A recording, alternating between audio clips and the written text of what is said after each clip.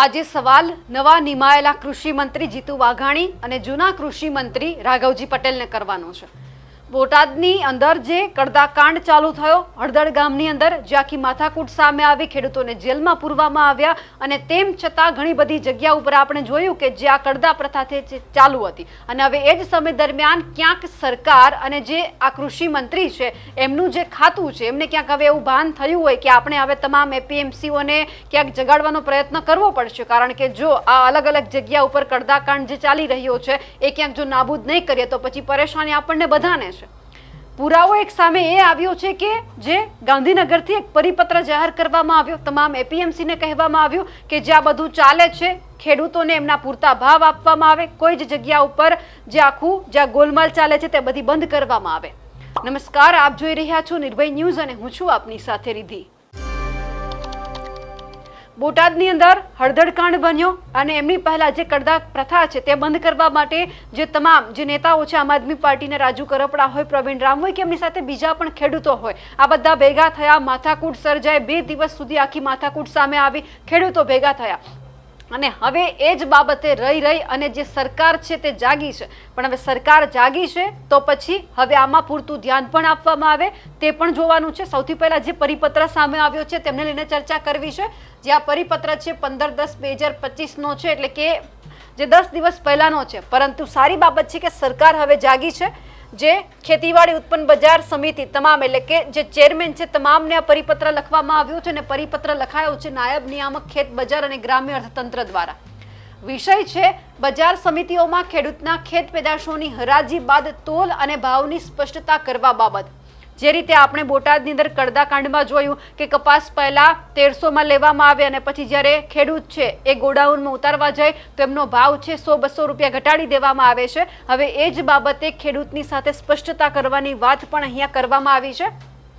ઉપરોક્ત વિષય પરત્વે જણાવવાનું કે નિયામક શ્રી ખેત બજાર અને ગ્રામ્ય અર્થતંત્ર ગુજરાત રાજ્ય ગાંધીનગરના ઉક્ત વિષય અનુસંધાનના વખતના તમામ પરિપત્રો તથા ઠરાવોનું ચુસ્તપણે પાલન કરવાનું રહેશે।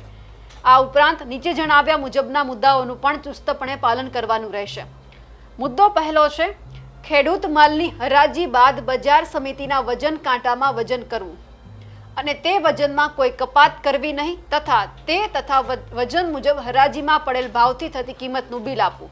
સૌથી પહેલા તો જે ખેડૂત પોતાનો માલ લઈને આવે છે એ હરાજી એમની જ્યારે કરવામાં આવે છે એ બાદ બજાર સમિતિની અંદર જે વજન કાંટો રાખવામાં આવ્યો છે તેમનાથી જ જોખવું, બીજા કોઈ પણ વેપારી પોતાના વજન કાંટાથી નહીં જોખી શકે તેવો પરિપત્રમાં ઉલ્લેખ કરવામાં આવ્યો છે અને તે વજનમાં કોઈ કપાત કરવી નહીં। જેટલો ખેડૂત લઈને આવે છે, 1 મણ લઈને આવે, 2 મણ લઈને આવે તો એટલું જ જોખવું, એમનાથી કોઈ ઓછું એમને છે વજન કાંટામાં માપીને ન દેવું કે વધારે ન દેવું। એ સાથે જ વજન મુજબ હરાજીમાં પડેલ ભાવથી થતી કિંમતનું બિલ આપવું। હરાજીમાં જો વેપારી એવું બોલ્યો હોય કે આ કપાસના 1300 રૂપિયા આવશે મણના તો પછી એ જ પ્રમાણે એમનું બિલ બનવું જોઈએ, ન તો 1250 કે 1100 કોઈનું બિલ બનાવવામાં ન આવે, જેટલા ભાવે ખરીદી થઈ છે એટલાનું જ બિલ બનાવવામાં આવે। બીજો મુદ્દો છે ખેડૂત માલની ઉતરાઈ બજાર સમિતિએ મંજૂર કરેલ પેટા કાયદા 31 અન્વયે પુરવણી નંબર 11 મુજબ થતી દાગીનાની રકમ ખેડૂત બિલમાં જ કપાત કરવી તથા અન્ય કોઈ ચાર્જ વસૂલ કરવો નહીં। ખેડૂતને ભરમાવવામાં ન આવે કે તમારી પાસેથી આ ચાર્જ વસૂલ કરવાનો છે, તે કરવાનો છે, પેલો કરવાનો છે, એવું કોઈ જ નહીં। તમે જે બિલમાં લખો છો એ જ સ્પષ્ટ વાત સાથે કરવાનું કે આટલા જ તમને મળશે, પછી તમે પાછળથી એવું નહીં કહી શકો કે તમારે આટલા પૈસા ફરી એક વખત એપીએમસી કે કોઈ પણ જે વેપારી છે કે આ છે તે છે એમને આપવાના રહેશે।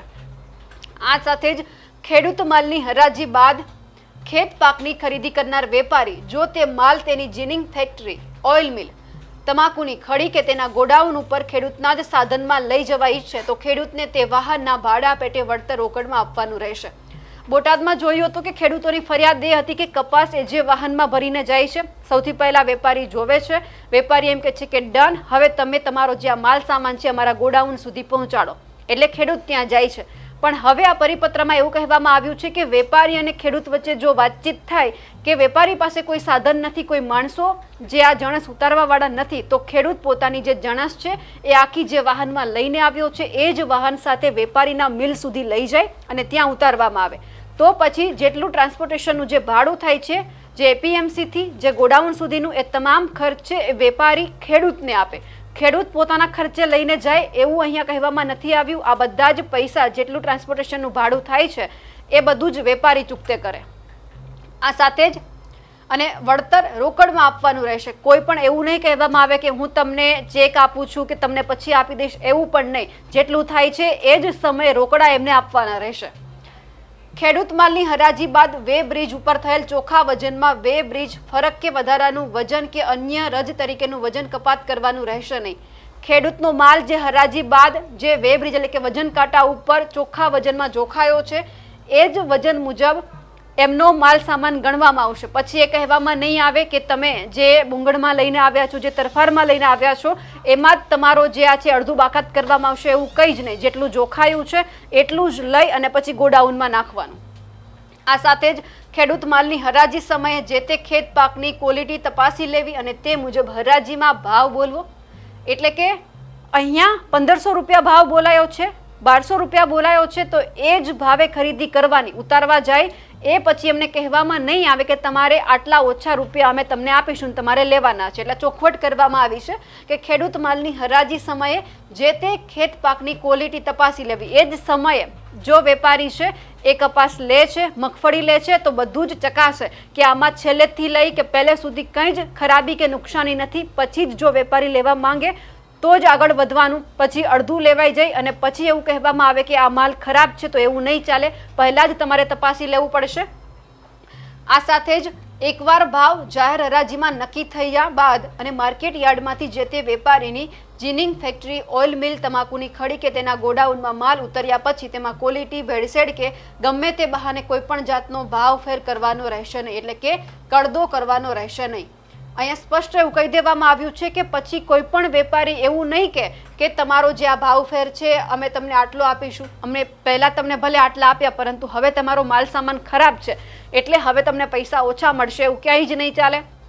જે તમારે નક્કી કરવાનું છે એ જ સમયે કે જ્યારે ખેડૂત પોતાની કોઈ જણસ વેચવા માટે આવે છે તો એ જ સમયે તમે બધું નક્કી કરી લો કેટલા ભાવ મળશે અને એ જ ભાવ પ્રમાણે બિલ બનવું જોઈએ. એ જ ભાવ પ્રમાણે જે ખેડૂતનો માલ સામાન છે એ એમના કોઈ પણ ટ્રેક્ટર છે, કોઈ પણ સાધન છે એમાંથી ઉતરી અને ગોડાઉનમાં જવો જોઈએ. એટલે આ પરિપત્ર સામે આવ્યો એ પછી સીધો જ સવાલ એ થયો કે શું અત્યાર સુધી કડદો ચાલુ હતો? આ મહેસાણા વિભાગને મોકલવામાં આવ્યો છે. એટલે ત્યાંના અધિકારીઓ, જ્યાંના એપીએમસીના ચેરમેન છે તે પણ સાવચેત થઈ જાય, કારણ કે હવે સરકારે કહી દીધું છે. આવું લગભગ ઘણા બધા ગુજરાતની જે એપીએમસી છે તેમાં આવો પરિપત્ર મોકલવામાં આવ્યો હોઈ શકે છે, કારણ કે જે કડદા પ્રથા ચાલુ થઈ હતી એમના કારણે ખેડૂતો લૂંટાતા હતા, વેપારી મોજ કરતા હતા. એટલે સવાલ જ્યારે આ 15 તારીખનું જે આ પરિપત્ર છે એટલે થઈ રહ્યો છે કે જે જૂના કૃષિ મંત્રી હતા એમને ક્યાંય જ ધ્યાન નથી આપ્યું.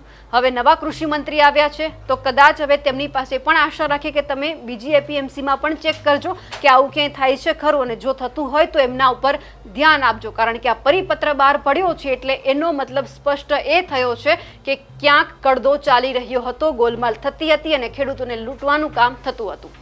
હવે જે આ પરિપત્ર બહાર પડ્યો છે જોવાનું એ છે કે કેટલા ચેરમેન છે આમનું પાલન કરે છે, કોણ ખેડૂતોને છેતરતું નથી.